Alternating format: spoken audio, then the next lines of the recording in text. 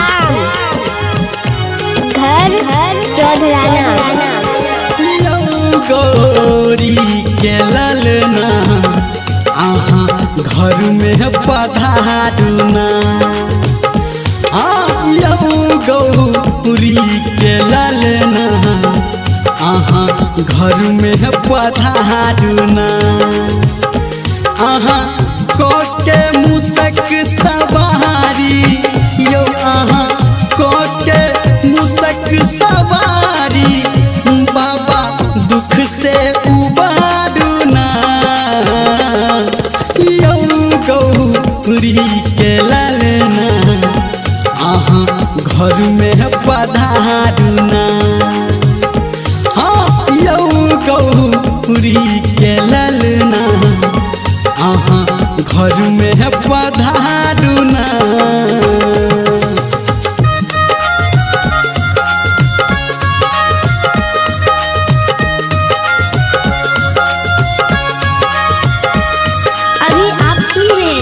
पप्पू राम का contact mobile number आज 8476970003। DJ Pappu Ram सोना चौधराना में हम गंगा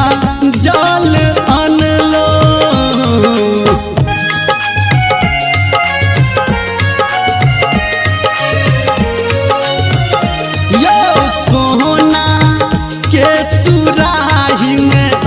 हम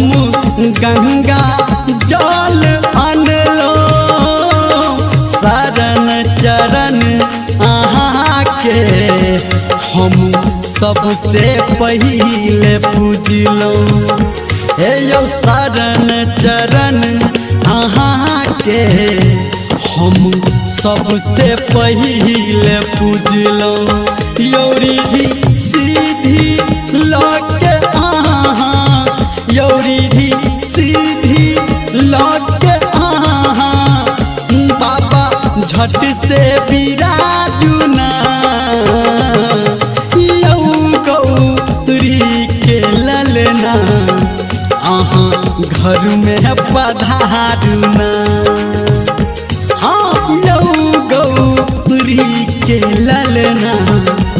आहा घर में पधारुना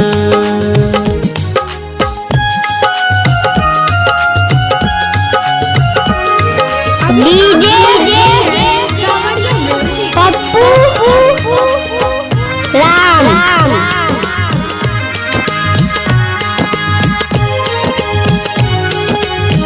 घर चौधराना लड्डू के भोग देलो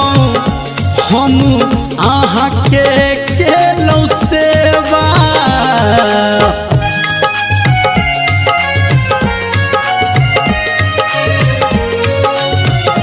हम लड्डू के भोग देलो हम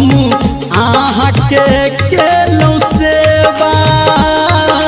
पान देलो मखान देलो और हम चढ़ेलो मेवा हे यो पान देलो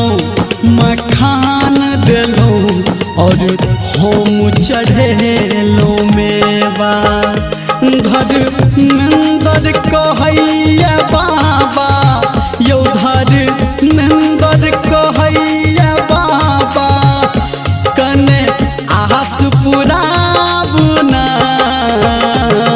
यो गौरी के ललना आहा घर में पधारुना हाँ यो गौरी के ललना आहा घर में पधारुना।